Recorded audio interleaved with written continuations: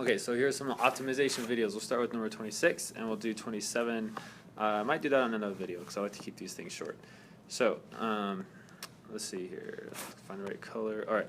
So it says if f is that, and we're in this interval, f has an absolute minimum at. Okay, so we know it has an absolute minimum. Now, normally, I'm not sure, but we're going to take into consideration the endpoints too, because one of the endpoints could be an absolute minimum. We don't know. Here, let me kind of give you guys an idea what I'm talking about. Here's a function right here. All right, now, if I put my interval right here, let's see, that's A, that's B. Okay, then I have a point right here, I have a point right here, and I have a point right here.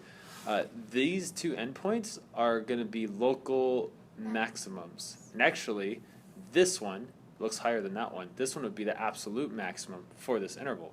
Okay, you guys with me? But if I change my interval, let's say I put my interval right here and here. Now my absolute maximum is going to be right there. And that's not an endpoint. Here's A, here's B. This would be at a critical point. Okay, we find critical points by taking f of x and setting, or f prime of x and setting that equal to 0 and solving. So that's what we're gonna do. We're gonna take the derivative of this and solve for the x when it equals 0, because that gives us critical values. So here, the absolute maximum is going to be at C. Here's another something interesting. I'm going to have let's change this to right here. Okay, so now it goes from A to B like that. Okay, I have a point right here, I have a point right here, and I have a point right here. So this is a local max, and this is a local max. Oh yeah, and there's another one down there. Okay, these ones will be given to me by the critical points after I set f prime equal to 0. And this one is clearly not the absolute max. This one is. So you see why I have to test the endpoints too? Mm-hmm. Yeah, it's important. Now this one is a local min. That's a local min, or they call it relative min. This one's going to be the absolute one because it's lower than that one. Okay, you guys got that? Mm. So after I find critical points, I have to plug in the critical points and the endpoints to see which ones are the biggest or smallest. Yeah? Do local and relative mean the exact same thing? Yes, local and relative mean exactly the same thing. Okay. All right, so let's take the derivative of this first. So we're going to have f prime of x equal, and you could look at this instead of as x to the third over 3, you can say 1/3 times x to the third over 3. I don't know, that helps some people. So when I drop the 3, I multiply it to 1/3, I get 1. And so I have x to the second power, because I have to subtract 1. Then I have negative 2x, and that's my derivative. So I'm going to take that, set it equal to 0. I get x squared minus 2x. I factor, I get x times x minus 2. Blah. X equals 0 and positive 2. All right, so I have, these are my critical points. Those are the C's that we were talking about earlier. And then we have our two endpoints. We have a negative 2, and a 3. So we had to test all of these numbers. Again, these are my critical, and these are my endpoints. But you test them all the same. You plug them back into the original function. So I'm going to use green to test them out. We plug in 0 first. If I plug in 0 up there to that, what do I get? You get 0? Yeah, I get 0. That's no problem. Just plug 0 into that, plug 0 into that, we would get 0. So if I have 2, if I plug that into it, what do I get?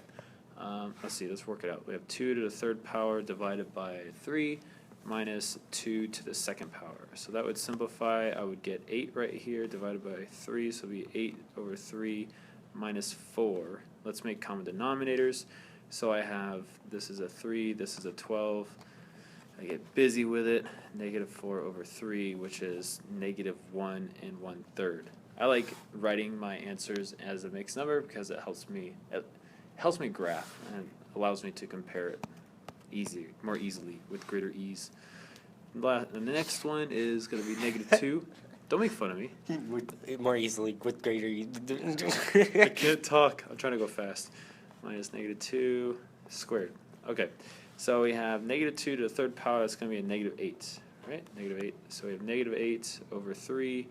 and this is going to be a positive 4 again. So I have minus positive 4, and that's going to be a 12. Common denominators again. So now I have negative 8 plus negative 12, or minus 12. That's going to be negative 20 divided by 3, which would equal a negative. How many times was 3 going to 12? 6? 6 times, right? No, wait. Yeah. 12? Yeah. 3 goes into 12 6 No, times? no, 20. Did I 20. say 12 when I meant 20? Yeah, okay. Wait, so let's start over. Wait, okay. Am I going Hi, through guys. that? No, I'm not starting over. Okay. All right, so I get negative 6 and 2 over 3. Oh, this is where you heard me say 12. See, look right here. I have a negative 8 and a negative 12. I add those together, I get negative 20.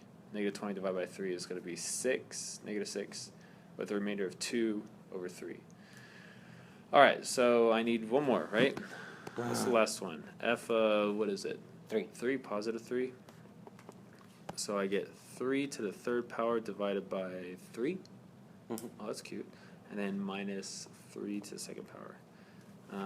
All right, 3 to the third power is 27. Divided by 3 is 9. And I had to subtract 9 from that. It equals 0. Equals 0. Oh, that's interesting. All right, so we have all our values right here. We have 0, we have negative 6 and 2/3, and negative 1 and 1/3. And what's our question? Which one gives us the absolute minimum? So what's our smallest number? Negative Negative 6. 6 over 2 over 3. So negative 2 is what gives us our absolute minimum. Yes. That's the right answer. So our answer is A. Hey, it's actually one of the endpoints. Ooh, you know how many people would have missed that because they didn't check the endpoints? Probably a Dag, lot. I own it to missing that too. yo.